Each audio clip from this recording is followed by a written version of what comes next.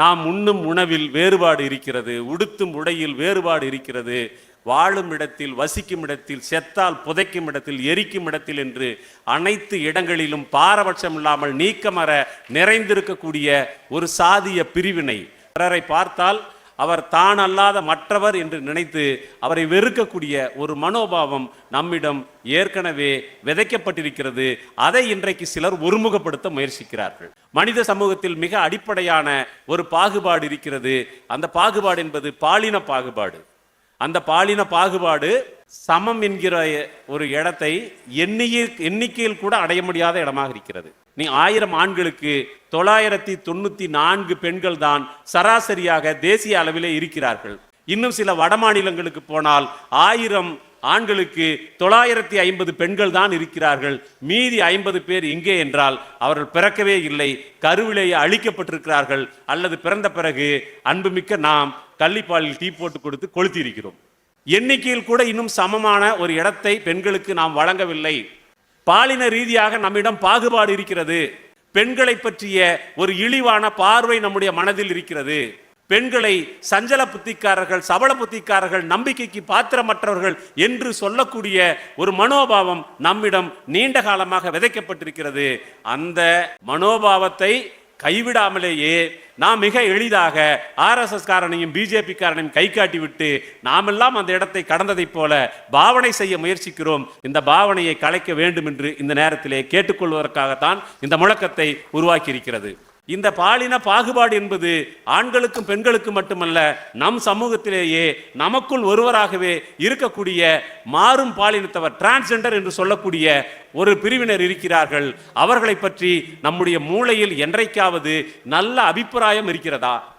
இன்னைக்கு டிரான்ஸ்ஜெண்டர் என்பவர்கள் சமூகத்தில் போராடி தங்களுடைய குடியுரிமையை, தங்களுக்கான ரேஷன் அட்டையை என்று பல்வேறு விதமான கல்வியில், வேலைவாய்ப்பில் தனியாக இடஒதுக்கீடு வேண்டும் என்றெல்லாம் அவர்கள் கோரிக்கை வைத்து நகர்ந்து கொண்டிருக்கிறார்கள். அது வேறு விஷயம். ஆனால் நம்முடைய மனதில் அவர்களுக்கு நாம் கொடுத்திருக்கக்கூடிய இடம் என்ன? அவர்களை பார்த்த உடனேயே நாம் எவ்வாறு அவர்களை கருதுகிறோம்? ஒரு சம பாலினம் என்று கருதுகிறோமா என்று கேட்டால் சம பாலினம் என்று நாம் கருதுவதில்லை. அரசின் பல்வேறு ஆவணங்களில் கூட அல்லது சாதாரணமாக நம்முடைய பேச்சு வழக்கில் கூட அவர்களை 3ஆம் பாலினம் என்று சொல்லுகிறோம். டிரான்ஸ்ஜெண்டர் என்று சொல்லக்கூடிய நாங்கள் 3ஆம் பாலினமாக இருந்துவிட்டு போகிறோம். அன்புக்குரிய ஆண்களே, பெண்களே, உங்களில் முதல் பாலினம் யார் என்கிற கேள்வியை லிவிங் ஸ்மைல் வித்யா நம்மை பார்த்து எழுப்பினார். அதற்கு பிறகுதான் நமக்கு சொரேல் என்று உரைத்தது. நமக்கு யாராவது அப்படி சொருணும், அப்ப கத்தி எடுத்து நறுக்குன்னு ஒன்று ஏத்தனா தான் புத்தி மழுங்கன புத்தியில திடீர்னு கொஞ்சமா ஒரு ஸ்பார்க்கு கிடைக்குது. அவங்க உங்களுக்குள்ள பேசி முடிச்சிட்டீங்களா, யார் முதல் பாலினம் என்று கேட்டார்கள். அப்ப நாம் சமூகத்தில் சொல்லிக் கொண்டிருக்கிறோம், பாலினம் என்பது 2 அல்ல 3. ஒருவேளை அவையார் என்று இருந்திருந்தால் இந்த ஆண் பெண் அப்படின்னு மட்டும் சொல்லியிருக்க மாட்டாங்க, சேர்த்து சொல்லியிருப்பாங்க. அதுதான் தமிழினுடைய அறிவியல் கண்ணோட்டம் என்று நான் புரிந்து கொள்கிறேன். இன்றிலிருந்து இங்க வந்திருக்கக்கூடிய பெரியோர்கள் எல்லோருக்கும் நாம் சொல்லுகிறோம், பாலினம் என்பது 2 அல்ல 3. அனைவரையும் நாம் சம பாலினமாக கருத வேண்டும். எல்லா இடங்களிலும் நிலவி இருக்கக்கூடிய சாதி, அந்த சாதி எந்த இடத்திற்கெல்லாம் போயிருக்கிறது என்பதை பற்றி உங்களுக்கு தெரிந்திருக்கும். சில நாட்களுக்கு முன்பு நெல்லையிலே ஒரு ஆணவ படுகொலை நடந்தது. உடனடியாக தமிழ்நாட்டிலேயே முதன்முறையாக அதுதான் நடந்த ஆணவ கொலையை போல் நாம் உடனே பலரும் பேசினார்கள். முதலமைச்சர் பேசினார், அனைவரும் பேசினார்கள். ஆனால் நண்பர்களே, மதுரை வீரன் காலத்திலிருந்து மாறுகால் மாறுகை வாங்கப்பட்டு கொண்டிருக்கிறது. சாதி மாறி காதலித்தால் கல்யாணம் செய்தால் என்பதை கவனத்தில் கொண்டு வருகிறேன். பொம்மக்கா திமுகவை காதலித்ததற்காக முத்துப்பட்டன் கொல்லப்பட்டதை நாம் கதையின் வழியாக அறிந்திருக்கிறோம். வரலாறு நெடுகிலும் சாதியை எதன் பேராலும் மாற்றிக்கொள்ள முடியாது, மீற முடியாது என்கிற நிபந்தனை நமக்கு விதிக்கப்பட்டிருக்கின்ற நேரத்தில் தான் சாதி என்பது எங்களுக்கு பொருட்டல்ல, நாங்கள் அதை பொருட்டாக கருதுவதில்லை. நாங்கள் அனைவரும் தோழர்கள் என்று நாங்கள் உரிமையோடும் உண்மையோடும் சொல்ல விரும்புகிறோம். எங்களைப் போலவே இந்த சமூகத்தின் மக்களும் தங்களை சாதி ரீதியாக பிரித்து கொள்ளாமல், உட்சாதியாக பிரித்து கொள்ளாமல், ஒற்றுமையாக தங்களை தோழர்கள் என்றும் சகோதரர்கள் என்றும் அன்பு செய்ய வேண்டும் என்று இந்த நேரத்திலே நாங்கள் கேட்டுக்கொள்கின்றோம். நண்பர்களே, சாதியின் பெயரால் ஒவ்வொரு 15 நிமிடத்திற்கும் நடக்கக்கூடிய வன்கொடுமைகளில் நீங்களோ நானோ ஒரு குற்றவாளியாக இருந்துவிடக் கூடாது, ஒரு கொலையாளியாக இருந்துவிடக் கூடாது. நம்ம அண்டை அயலாரின் குடிசைகளை கொளுத்தக்கூடியவர்களாக, அவருடைய வாழ்வாதாரங்களை அழிக்கக்கூடியவர்களாக நாம் இருந்துவிடக் கூடாது என்று கேட்டுக்கொள்வதற்காகத்தான் இந்த முழக்கத்தை முன்வைத்து நாங்கள் சென்று கொண்டிருக்கின்றோம். அதை போலவே இந்த நாட்டிலே பொருளாதார ரீதியான மிகப்பெரிய பாகுபாடு என்பது காலங்காலமாக இருந்து வருகிறது. இதே தஞ்சை மண்ணில் தான் நாய்க்குட்டிகளின் பெயரில் கூட பண்ணைகள் இருக்கின்ற இதே தஞ்சை டெல்டா பகுதியில் தான் எங்கள் மரியாதைக்குரிய தோழன் எங்களுடைய முன்னோடி பி சீனிவாசராவ் அவர்கள் தலைமறைவாக இருந்த காலத்தில் ஒரு விவசாய கூலியினுடைய வீட்டிலே தலைமறைவாக இருந்த நேரத்தில் காலங்காலமாக விவசாய கூலிகளாக இருக்கிறீர்களே, உங்களுக்கு சொந்தமாக எவ்வளவு நிலம் இருக்கிறது என்று கேட்டபோது அந்த விவசாய கூலி சொன்னான், எங்களுக்கு ஊசி குத்த கூட இடமில்லை என்று சொன்னான். தஞ்சையில் நான் மீண்டும் சொல்லுகிறேன், நாய்க்குட்டியின் பெயரால் கூட நில உச்சவரம்பு சட்டம் வந்தபோது நாய்க்குட்டியின் பெயரால் கூட திருப்பதி ஏழுமலையான் பெயரில் கூட ஆயிரக்கணக்கான ஏக்கர் நிலங்களை எழுதி வைத்த பினாமி பண்ணையார்கள் இருக்கக்கூடிய இதே டெல்டா பகுதியில் ஒரு விவசாய கூலி தனக்கு ஊசி குத்த கூட இடமில்லை என்று சொன்ன அந்த பாரபட்சம் இருக்கிறது. இந்த நாட்டிலிருந்து ஏமாற்றிவிட்டு ஓடி போன ஒரு 5-6 கொள்ளைக்காரர்கள் அவர்கள் சுருட்டி கொண்டு போன பணம் மட்டும் 58,000 கோடி. விஜய் மல்லையா, நீரவ் மோடி, நான் இந்த மோடியை சொல்லலை, நீரவ் மோடி இவங்கெல்லாம் சேர்ந்து கொண்டு போன தொகை 58,000 கோடி என்று சொல்கிறார்கள். அடித்து கொண்டு போன கொள்ளை மட்டுமே 58,000 கோடி என்று சொன்னால் அவர்கள் இங்கு இருக்கும்போது எவ்வளவு திருடி இருப்பார்கள் என்று நீங்கள் யோசித்து பாருங்கள். உலகினுடைய முதல் 10% இருக்கக்கூடிய பணக்காரர்கள் தங்கள் கையில் இருக்கக்கூடிய சேமிப்பு பணத்தை ஒரு நாளைக்கு $10 லட்சம் என்று செலவழிக்க தொடங்கினால் கையில் இருக்கிற சேமிப்பு முழுவதையும் செலவழித்து முடிப்பதற்கு 441 வருடங்கள் தேவை என்று பரக்கலா பிரபாகர் ஆக்ஸ்ஃபாம் அறிக்கையிலிருந்து எடுத்து காட்டுகிறார். பரக்கலா பிரபாகர் நிதியமைச்சர் நிர்மலாவுடைய கணவர், அவர் சொல்றாரு, இந்த கொள்ளைக்காரர்களின் 441 வருஷம் செலவழிச்சா கூட கையில் இருக்கும் சேமிப்பு தீராத அளவிற்கு திருடி வைத்திருக்கக்கூடியவர்கள் இருக்கக்கூடிய ஒரு நாட்டில் நாம் 5க்கும் 10க்கும் அல்லாடுகிறவர்களாக, வாழ்க்கையை வாய்க்கும் வயிற்றுக்கும் போராடுகிறவர்களாக இருக்கக்கூடிய மக்கள் பெரும்பகுதியாக இருக்கிறார்கள். இந்த பொருளாதார பாகுபாடு என்பது தொடர்ந்து கொண்டே இருக்கிறது. உழைக்கும் மக்களை பற்றிய இழிவான பார்வை, உழைக்கும் மக்களுடைய பழக்க வழக்கங்களை பற்றி இழிவான பார்வை, உழைக்கும் மக்களுடைய உணவை பற்றி இழிவான பார்வை, இதெல்லாம் நம்மிடம் எப்போதும் இருந்து கொண்டே இருக்கிறது. இந்த பார்வையிலிருந்தும் நாம் விடுபட வேண்டும். இதற்கு அப்பால் போய்தான் இந்த வெறுப்புகள், இந்த பின்தங்கிய பார்வைகள், இந்த கடைந்தெடுத்த பிற்போக்குத்தனம், இவை எல்லாவற்றையும் ஒருமுகப்படுத்துவதும், அவ்வாறு ஒருமுகப்படுத்தி பிற்போக்குவாதங்களின் தலைமை பொறுப்பில் தன்னை இருத்திக் கொள்வதற்கு இங்கே இந்துத்துவவாதிகள் முயற்சித்துக் கொண்டிருக்கிறார்கள். இந்துத்துவம் என்பது வேறொன்றுமல்ல, அது பார்ப்பனியம் மறுவைத்துக் கொண்டு நம்மிடம் வந்திருக்கிறது. அது அப்படிதான் புரிஞ்சுக்கணும். பார்ப்பனியம் மறுவைத்துக் கொண்டு நம்மிடம் வந்து இந்துத்துவம் என்று பேசுகிறது.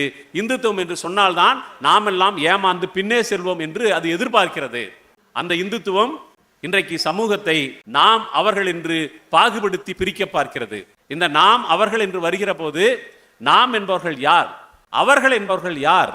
நாம் என்பது பாலினம் என்று வந்தால் ஆண்களை திரட்டிக் கொள்வதற்கும், சாதி என்று வந்தால் ஆதிக்க சாதிகளை திரட்டிக் கொள்வதற்கும், பொருளாதாரம் என்று வந்து வர்க்கநிலை என்று வந்து சொன்னால் இந்த நாட்டினுடைய கார்ப்பரேட்டுகளும் பெருமுதலாளிகளையும் சேர்த்துக் கொள்வதற்கும், நிலவுடைமை என்று வந்து சொன்னால் அந்த இடத்திலே கிராமப்புறங்களிலும் அல்லது விவசாயம் சார்ந்தும் பேசினால் நில உடைமையாளர்கள் ஒரு பக்கமும் உழைப்பாளிகள் இன்னொரு பக்கமாக இந்த நாம் அவர்கள் என்பது மாறி மாறி இந்த நாட்டினுடைய எல்லா தளங்களிலும் ஆதிக்கம் செய்யக்கூடியவர்களை குறிப்பதாக இருக்கிறது.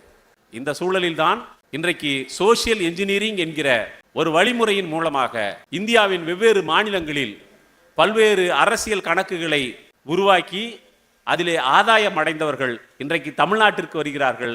தமிழ்நாட்டில் அவர்கள் ஒரு புது வகையான சமூக பொறியியல் முறை சோசியல் என்ஜினியரிங் என்பதை அவர்கள் கட்டமைக்கிறார்கள்.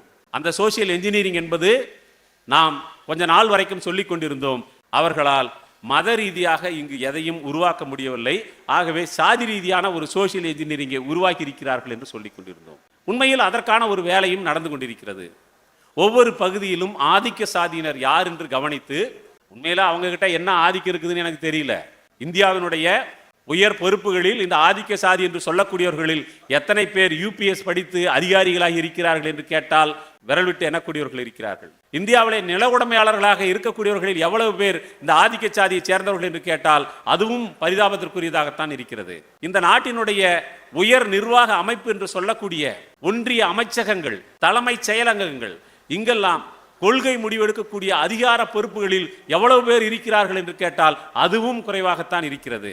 அப்ப யாரதான்பா நீங்க ஆதிக்கம் செய்றீங்க என்று கேட்டால் ஒன்னா ஆதிக்கம் செய்யறதுக்கு எனக்கு ஒரு வலு இருக்குல்ல என்று அருகில் இருப்பவனை பார்த்து முண்டாத்தட்டி திருப்தி அடையக்கூடிய இந்த மனோநிலை இருக்கிறது அல்லவா, இந்த மனோநிலையை கணித்து நீ ஆண்ட பரம்பரை, நீ அப்பேற்பட்டவன், நீ அந்த இவனுடைய வாரிசு, நீ இந்தவனுடைய வாரிசு என்று கடந்த காலத்தில் யாரிடமிருந்தாவது கற்பனையான கத்தியையும் கற்பனையான குதிரையையும் புடுங்கி கொடுத்து சவாரி செய்வதற்கு அனுப்பி கொண்டிருக்கிறார்கள்.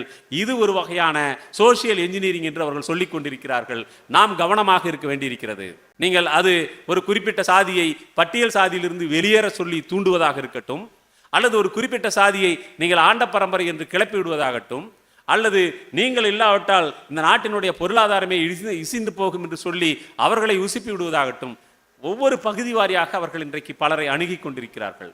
இந்த அணுகும் முறை என்பதுதான் சோசியல் என்ஜினியரிங் என்று சொல்வது. இது பீகாரிலே அவர்கள் கடைபிடித்து பார்த்திருக்கிறார்கள். ஒவ்வொரு பகுதியைச் சேர்ந்த சிலரை கொண்டாடுவது, அதே உத்தியை தான் இன்றைக்கு தமிழ்நாட்டிலே பேசுகிறார்கள். குறிப்பாக தேவேந்திரர் சமூகத்தை வந்து அவர்களிடம் நீங்கள் யார் தெரியுமா, நீங்கள் மல்லன் மல்லத்தி, உங்களை பல்லன் பல்லத்தி என்று சொல்லக்கூடாது என்று அவர்களிடம் பேசுவது. பேரூர் பகுதியில் இருக்கக்கூடிய அவர்களிடம் போய் நீங்கள் யார் தெரியுமா, சிவனும் பார்வதியுமே மல்லனும் மல்லத்தியுமாக வந்துதான் அவதாரம் எடுத்து உளவு வேலை செய்திருக்கிறார்கள், நீங்கள் சிவன் பார்வதியினுடைய வாரிசுகள் என்று அங்கே பேசுவது. இன்னொரு பக்கம் வேறு சாதியை அணுகி அவர்களிடம் வேறு ஒன்றை பேசுவது. இவ்வாறெல்லாம் பேசி இந்த அவர்கள் நாம் என்று பிரிக்கிற போது யாரால் யார் ஒடுக்கப்படுகிறார்களோ அவர்களையெல்லாம் அவர்கள் என்று எதிர்நிலையிலும், ஒடுக்கும் தன்மை உள்ள அல்லது ஒடுக்கும் மனோபாவம் உள்ளவர்களை நாம் என்றும் வகைப்படுத்தி மோதவிடக்கூடிய ஒரு போக்கு என்பது இங்கு தமிழ்நாட்டில் இருக்கிறது. இந்த போக்கை நாம் நிச்சயமாக எதிர்கொண்டாக வேண்டும். இன்னும் ஓரிரு மாதங்களில் தமிழ்நாட்டில் தேர்தல் வரவிருக்கிறது. தமிழ்நாட்டில் காலூன்றுவதற்கு மதத்தின் வழியாக அவர்கள் வரமாட்டார்கள், சாதிகளை வைத்துத்தான் வருவார்கள் என்று நினைத்து கொண்டிருந்ததற்கு மாறாக மதத்தையும் அவர்கள் சிறப்பாக துல்லியமாக பயன்படுத்துகிறார்கள் என்று நாம் அஞ்சுகிறோம். இந்த கவலையை வெளிப்படுத்துகிறோம்.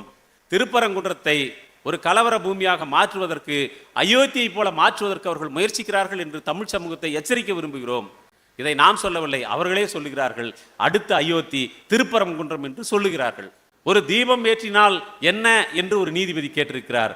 நீதிபதி அவர்களே, ஏற்றுவது தீபமாக இருந்தால் நாங்களும் கூட வணங்கிவிட்டு போகுவோம். அது தீபம் அல்ல, தீவட்டி.